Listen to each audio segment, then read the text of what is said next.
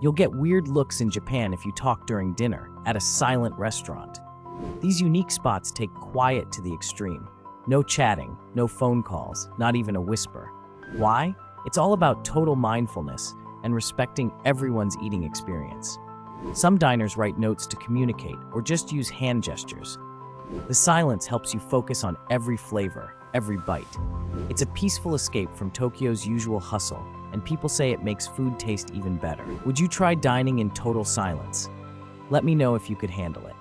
Follow for more Japan facts you won't believe.